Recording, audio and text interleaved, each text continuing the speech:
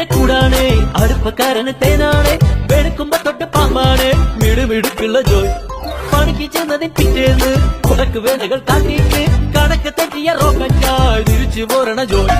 ഇവനെന്തിന് പോന്നോനാ, പല നമ്പരുമുള്ളോനാ, പണി എന്തിന് പോയാലും എടി കൊണ്ടുവരുന്നോനാ.